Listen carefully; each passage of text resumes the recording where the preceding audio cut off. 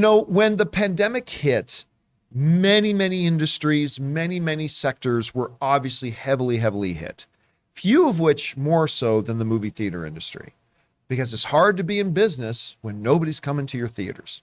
Nobody's buying your popcorn, nobody's drinking your sodas, and nobody's sitting in the seats. And for a very long period of time, they were businesses with huge overhead, because the vast majority of movie theaters lease space.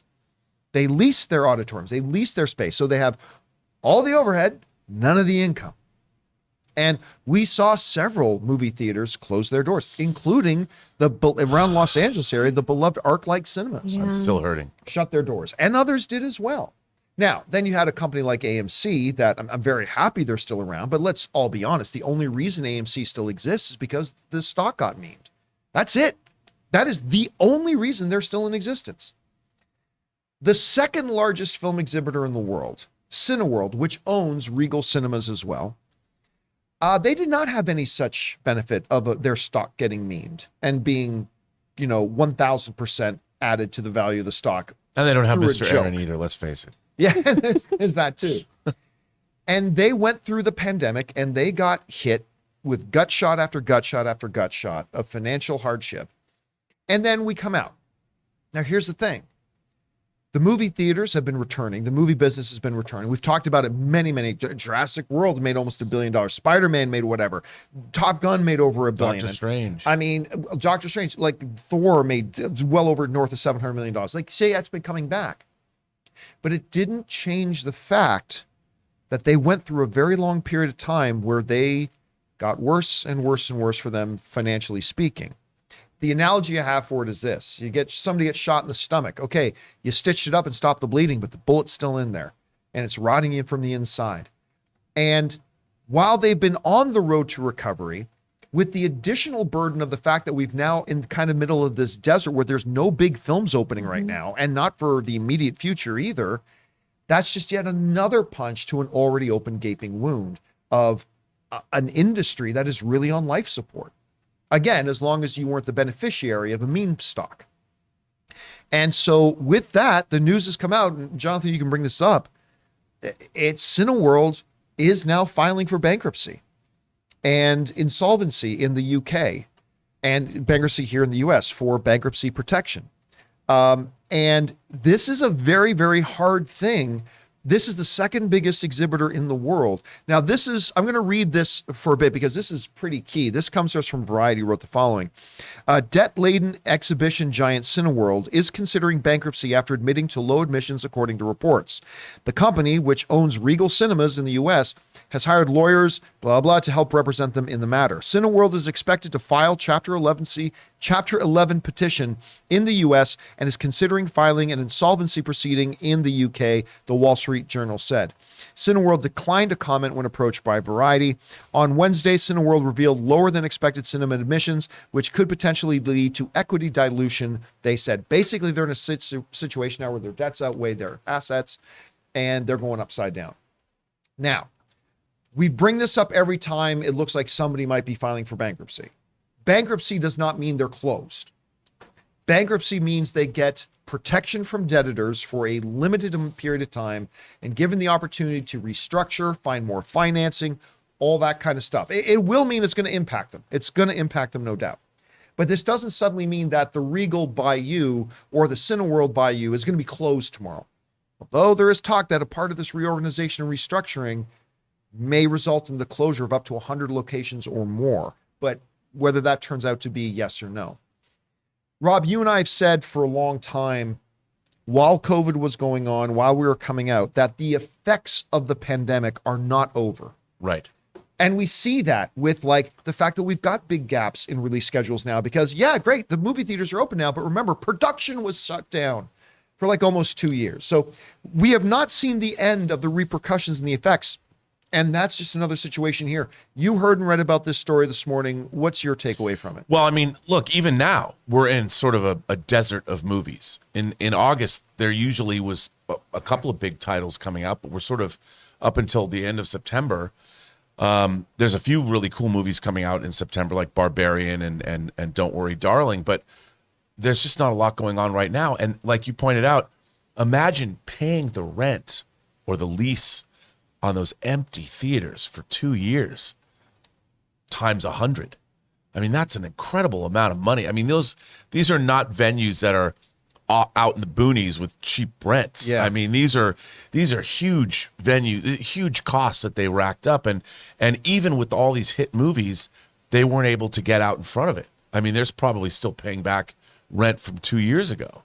So this makes sense to me, but the exhibition business is strong. And as long as, monkeypox doesn't sweep we don't have a second, pandemic to deal with. But I think this is a smart move on their part. And I think that the exhibition business is shown to be strong when people are going. And when there's product to offer. When there's product. And I think that, the end of this year is looking pretty exciting. I mean, things like with Wakanda Forever, and there's a lot of movies, I think, going into the holiday season. I think that the business will be robust, but can they survive?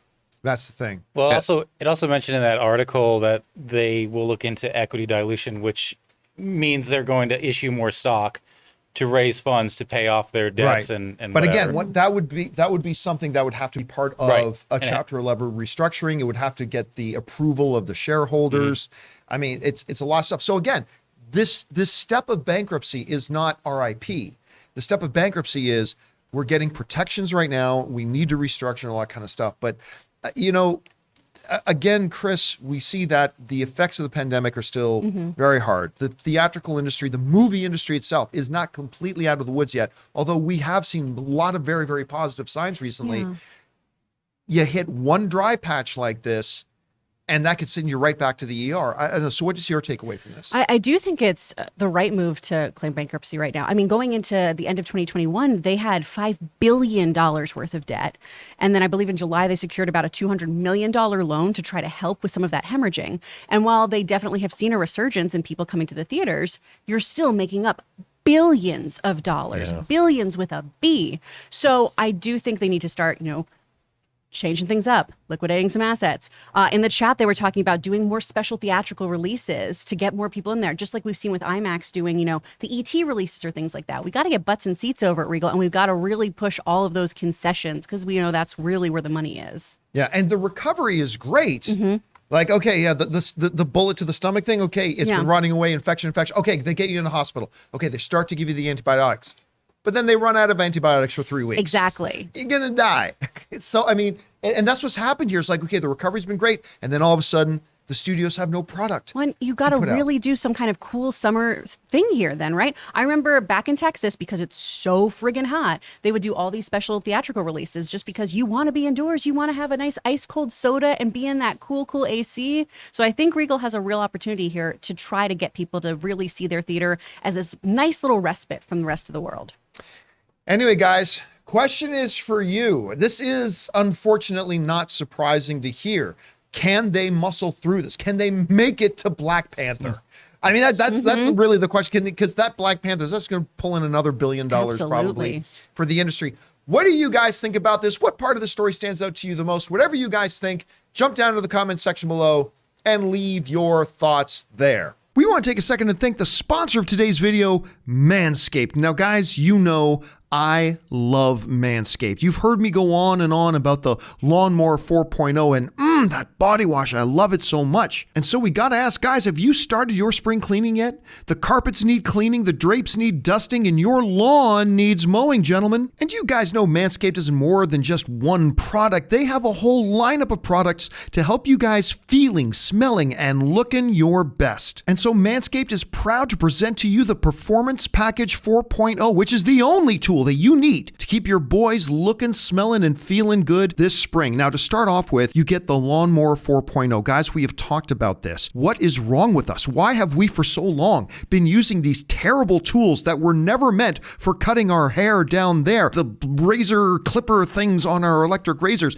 That's barbaric, guys. You need the Lawnmower 4.0. And then there's the Weed Whacker. You guys have heard our own Ray Ora talk about this thing. He loves using it to get that hair in your nose and the ear hair. And then they offer lots of other stuff like the Crop Preserver. It's an anti-chafing ball deodorant and moisturizer. razor. The Crop Reviver, it's a spray-on toner for your balls. And of course, they've got the perfect grooming tool for your face with the Plow 2.0, the perfect razor for the finest shave on that face. So guys, get 20% off plus free shipping with the code CAMPEA. That's CAMPEA at manscaped.com. That's 20% off and free shipping with the promo code CAMPEA at manscaped.com. It's time to throw out your old hygiene habits and upgrade your life.